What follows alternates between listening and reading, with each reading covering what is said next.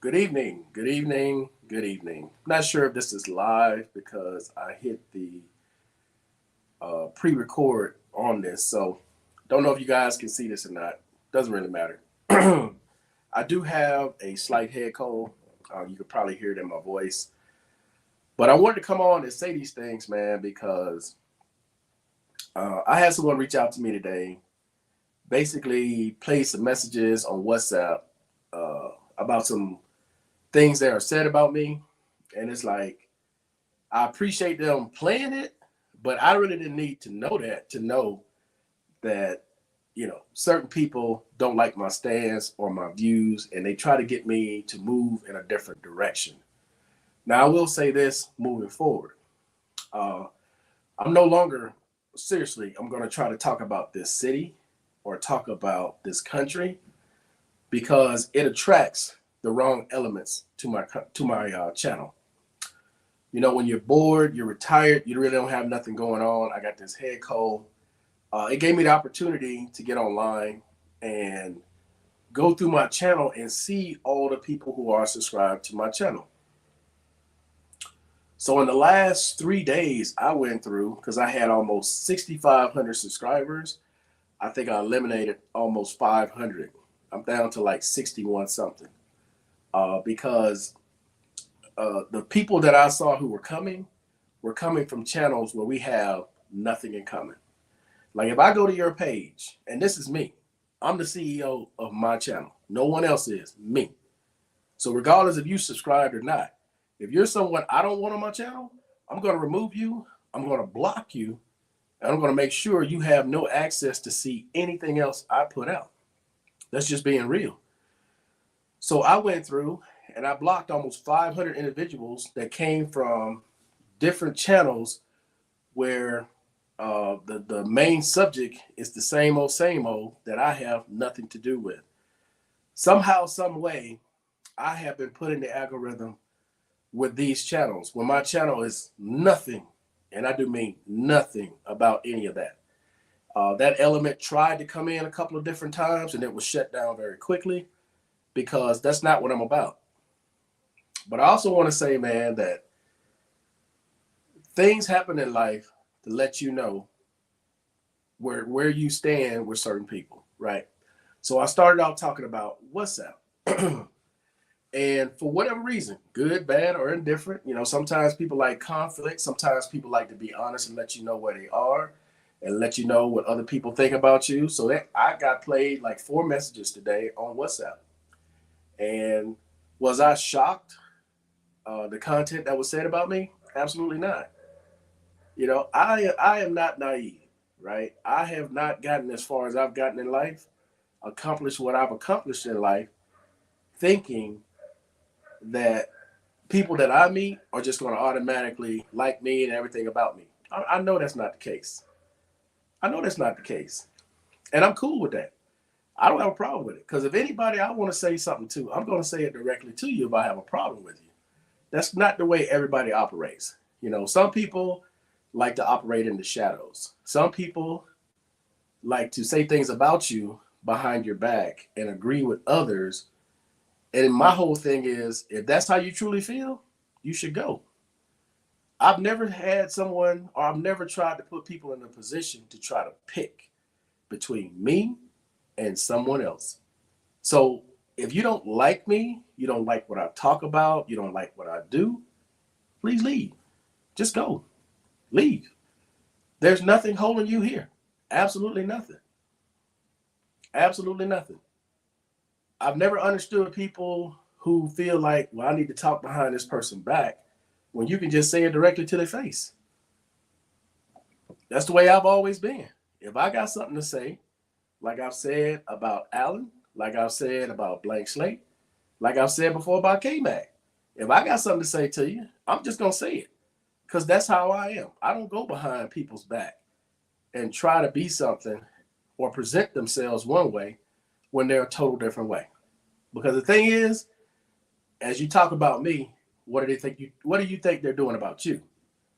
See, that kind of a two-way street. But, that's life. So that's why I title this Never Trust Anyone Without Verifying Them First. Because over time, things will be revealed over time. You just got to be patient. I always give people enough rope to hang themselves. I do. I don't say anything. I sit back in the cut. I mind my own business. I may talk about different things that have happened here to other people. And I'm going to stop doing that because I'm just going to change everything that I'm doing, right? Because the things that I can count on have happened every day since I've been living abroad. Every morning between 9 and 11 a.m., I get anywhere from 25 to 30 messages, people checking on me from the States, the kids, and different countries that I've been to, people that I have met that I've left an impression on. They still contact me every morning to make sure I'm okay. Can I say the same thing about people that I've met in the last few years? Of course not. But I never expected that from people. I don't put my faith in people like that. I don't. You know, anybody can say anything, anybody can tell you anything, anybody can appear and pretend to be whatever person they want to be online. It's only in person when you see someone's behavior and how they really are compared to the persona that they portray online, that lets you know. And I've had the opportunity in a lot of different countries to meet these types of people where they'll present themselves one way, knowing this is not really who they are. They're only around you because of what you may have or what they may perceive you to have. So what I'm saying to you veterans is this, right? Whenever you get people that come into your life, never take their word for anything. Never. Never. Always use your instincts. And your instincts are usually right when it comes to people. Because you can say something to them in confidence and sit back and knowing that they're going to tell everybody else because that's who they are. Their people are always going to reveal themselves. And they're going to tell something to someone who's going to come back and tell you what they said about you. That's always been the case. Anytime you're dealing with multiple people in whatever setting, there's always going to be that one or two that goes back to the person who was the target of the conversation and let them know how people really feel about it. Now, I know some of you all are confused, but for the people who are doing this, they know who I'm talking to now. They should have a clear idea of who I'm talking to. And I would also say this to you veterans.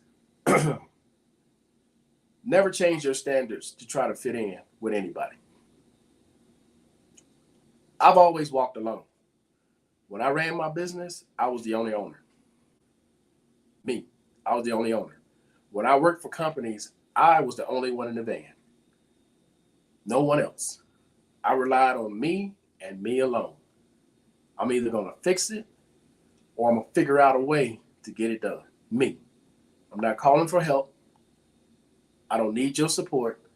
I've done it on my own my whole life. So I don't want anybody out there to think I need them for anything. I've never depended on anybody.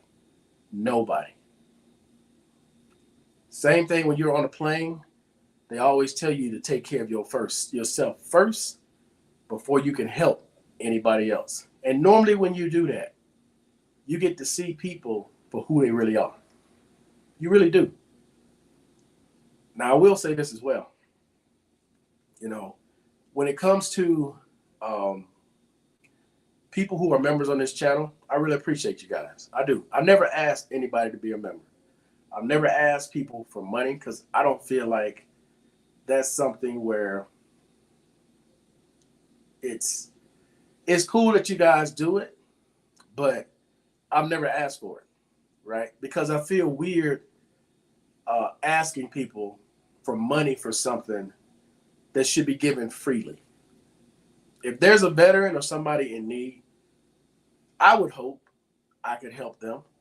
Or if I was in need, someone could help me. And someone did help me when I was in need. Not only that, when you disagree with people, people should learn to walk away. Why hold on or stay in the comment section or come back and try to say anything. Why? I mean, if what I'm saying is that offensive to whoever is watching, there's over 1 billion channels on YouTube. Over 1 billion. So there's no reason why you shouldn't go frequent those other channels. I don't know what you think it is about my channel and the things that some of you vets do, whether it's good or bad, thinking that I'm going to change my mind somehow, or when I say I'm not meeting anyone, that I'm not referring to you. Yes, I am. I'm referring to anyone coming here expecting to meet me. That's never going to happen. Never. I have found my balance when it comes to living in a foreign country, and it does not include people who come from the United States of America. The entire time I've been around people from the United States of America and whatever country I've been in, they've always had an issue, whether it be asking for money, asking for somewhere to stay, asking for you to help them with whatever situation. ATM card, Western Union situation, they can't pay their rent, they gamble too much money, they drank too much, seen too many women. Been there, done that with a lot of different people. A lot of different people. And what I've learned in the 10 plus years I live abroad is if you want to keep money in your pocket, stay away from people from the United States. If you want a peaceful and happy situation in whatever country you're in, stay clear of them. You're going to keep money in your pocket and you're going to keep your sanity. Because unbeknownst to a lot of you guys, there are a lot of people who just come here to be freeloaders. They can pretend like they got money and they'll tell you all kinds of things to pump themselves up. I remember a guy saying something, and to this day, I've never forgotten it. This guy said, well, I want to move into an authentic neighborhood. That to me is one of the most ridiculous things I've ever heard. But I understand the sentiment because when you've never lived anywhere nice, you're outside of your comfort zone. So a lot of these people want to go where their comfort zone are. Where your comfort zone here compared to America, night and day. What you may perceive as a comfort zone, somebody else sees as an opportunity. But I go in the opposite direction.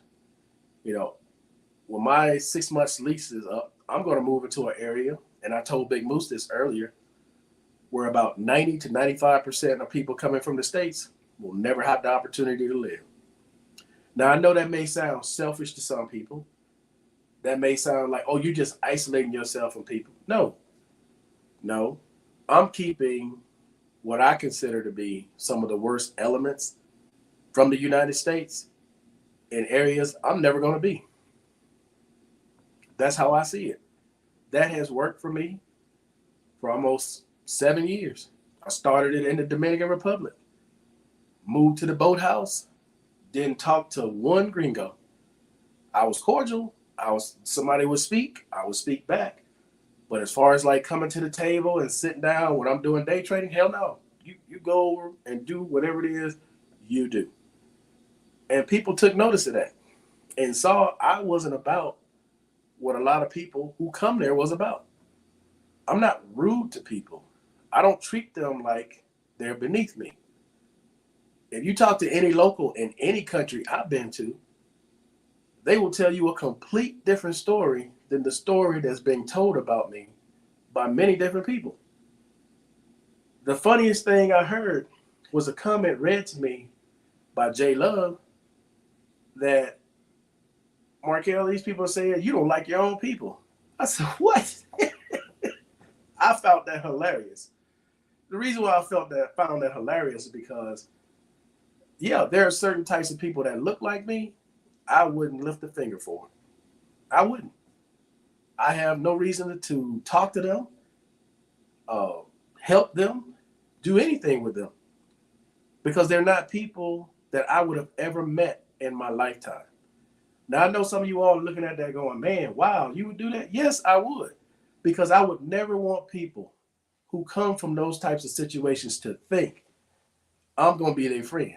I'm never going to be their friend because we have absolutely nothing in common. Absolutely nothing. I don't talk the way a lot of them talk. I don't carry myself a lot of the way they carry themselves. I don't go into areas and try to take advantage of the poorest people. I don't do any of that. So what would make these people think I would want to do anything with them when I don't participate in that? I don't ride the metro. I don't ride the bus. I don't take an Uber. I don't take a taxi unless my driver is off that day. I try to live in areas where I have concierge service. Most people hear that word, don't even know what it means. I live a totally different lifestyle than most people, right? It's like in the States, I wasn't a nobody. I didn't live in the hood in the States.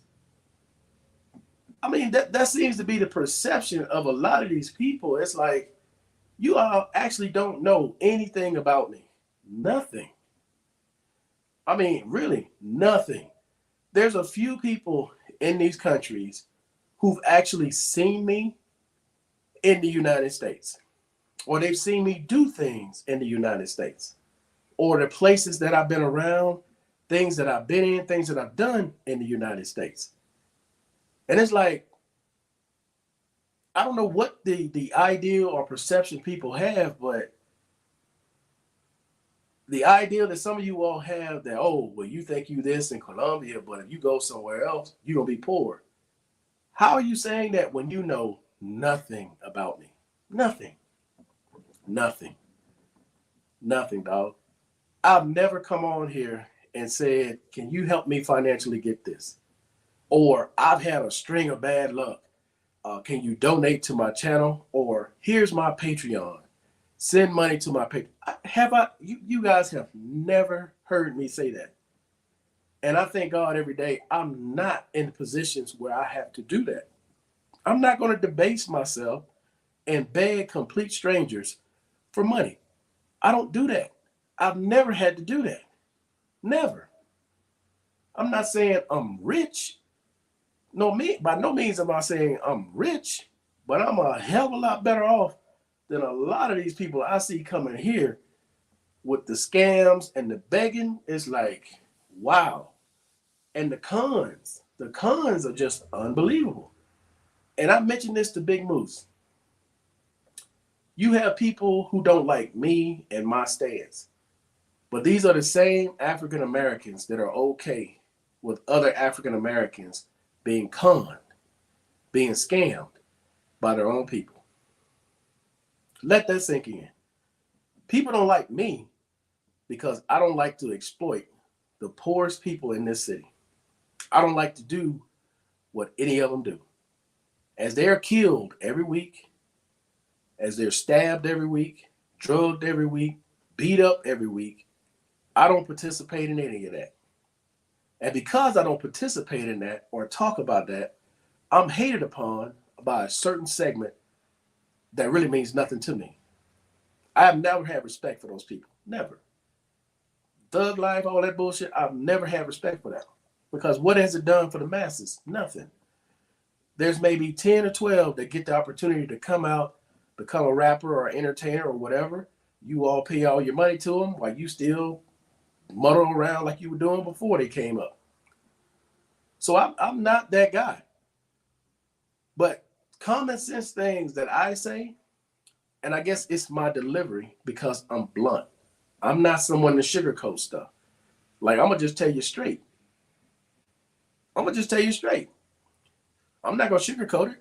But I guess some of you all are so sensitive now that you want someone to coddle you and make you feel a certain type of way. Like, oh, it's okay. I understand. No, I don't understand. No, I'm not going to do that. I'm not. So that's basically what I wanted to say, man. I wanted to come on and clear the air about all that because moving forward, it's just Social Security, it's just Department of Veterans Affairs, and I'm gonna talk more about these third parties because I mentioned this to Mike earlier. I've been to Sabaneta 3 different times now. Sabaneta is where that third party service is that's not the Department of Veterans Affairs.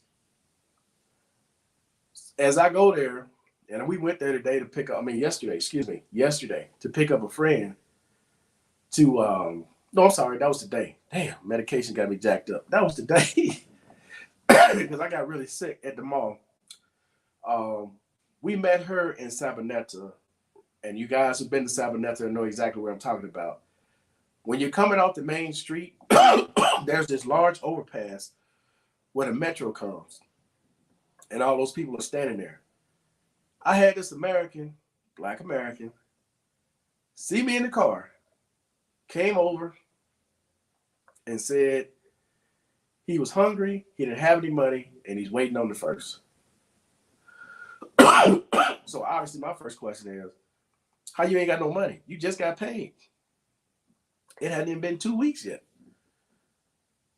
He goes on to tell me some rambling story to get to the point where, hey man, can I get some money, man? I need to get something to eat. And I'm like, no, I ain't giving you no money. But if you want something to eat, there was a couple of little restaurants or little spots that they could get something. Not restaurants, but like, excuse me, they had like food trucks. And at the metro, I think they sell like empanadas and stuff like that. Excuse me, I'm gonna take a drink of water. So the guy goes, no, I don't want none of that, man, but you can just give me some money. He kept asking for money. And I went, no, I ain't giving you no money. Excuse me. If you don't want to take this, you're not going to get anything. He kind of rambled on for a couple minutes and then was like, all right, well, you know what, man, I got to go. I was like, all right, cool. See ya. Now, that was one of 3 times I've had people approach me who claim they're veterans here in this country, ain't got no money out there hustling. And they're all right there in Sabaneta, where that third-party clinic is. Now, for some of you all, and Mike mentioned this, he said, well, man, you should tell them where they can get help right where they are. And it's like, bruh, where do you get help in Colombia? Where do you get help here? I'm going to repeat something I've said many times before. I don't give a fuck if you're in Panama. I don't give a fuck if you're here in Colombia, DR, or Mexico. There is no VA in any of these goddamn countries. Not a fucking one. Not a fucking one. Not one. But the only way some of you all are going to realize that is that something will happen to force your ass to understand there is no VA in these countries. Not one. Not one. Whether it be you suffer from a heart attack and your ass is service connected for your back, they can't do a goddamn thing for you but call 911, depending on the country you're in, or 123, or whatever fucking country you're in. That's it. That is it. If you all want to drink the Kool-Aid of believing that these services are part of the United States, okay, cool. When something happens to one of you all, and you call them, and they closed at 5 o'clock, you can't speak the language, or even if you can speak the language, you think they're going to open up to take you in to do what with you? They ain't doing a goddamn thing. This is why a lot of them push for you to get health insurance, because they can't do shit. But I tell you all what, who are abroad, who are still believing these are Department of Veterans Affairs in the United States. Very simple. Go to that clinic or go to their operation and ask for an award letter with today's date on it. Let me tell you what's going to happen. They're going to turn their computer around and says, okay, you need to go to va.gov and put your information in so you can print it out. Tell me the time you've ever gone to a VA in the United States of America or U.S. territory or Manila, Philippines, and they actually turn the computer around for you to log in to va.gov. Tell me the time that happened. I'll wait. It never happened, right? Okay, cool. Let me give you another one. Since you all